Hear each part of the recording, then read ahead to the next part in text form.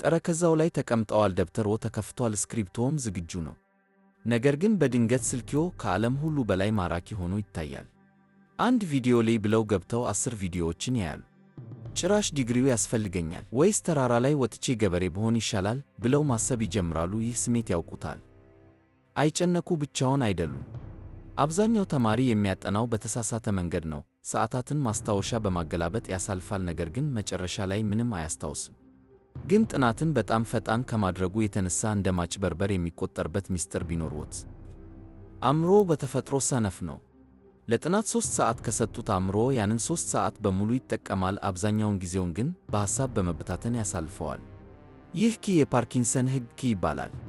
መፍትሔው ለራስዎ ለ20 ደቂቃ ብቻ ነው የማጠናው ብለው ይንገሩት።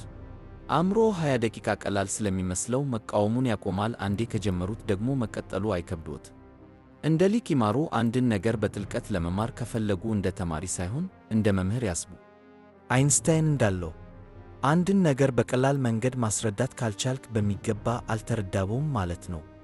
ያጠኑትን ትምህርት ለ5 ዓመት ሕፃን እንደሚያስረዱ አድርገው ይሞክሩ። ከባድ ቃላትን አይጠቀሙ። ማስረዳት ሲያቅተዎት ያ ቦታ ዕውቀቶ የጎደለበት ቦታ መሆኑን ያውቃሉ። ማንበብን ያቁሙና ራስዎን ይፈትኑ። ብዙዎች የሚሳሳቱት እዚህ ጋር ነው።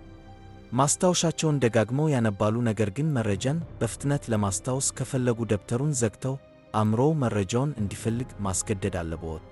የጊዜ ገደብ ይጠቀሙ። የፈተና ቀን ሲቃረብ የሚመጣውን ያንን ከፍተኛ ትኩረት ያውቁታል። ያንን ስሜት በየቀኑ መፍጠር ይችላሉ። ለ30 ደቂቃ ታይመር ያቁሙ።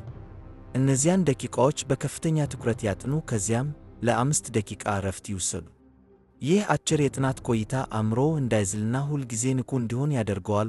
ዋናውን 20% ትኩረት ይስጡ። በዓለም ላይ ያለው 80-20 ሕግ እንደሚለው 80% የሚሆነው ውጤቶ የሚመጣው ከ20% ጥናቶ ነው። ሁሉንም ጥቃቅን ዝርዝሮች ለማጥናት አይልፉ። ይልቁንም ፈተና ላይ ምን ሊመጣ ይችላል ብለው ይጠይቁ። የድሮ ፈተናዎችን ይመልከቱ።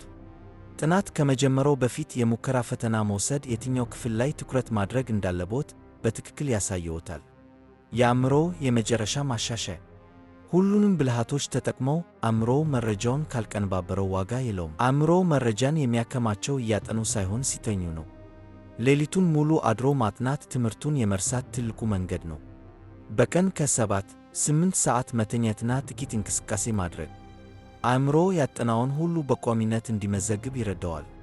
እነዚህን 6 ደረጃዎች ከተገበሩ ዝም ብለው የሚለፉ ተማሪ ሳይሆኑ በብልሃትና በፍጥነት የሚያጠኑ ስኬታማ ሰው ይሆናሉ።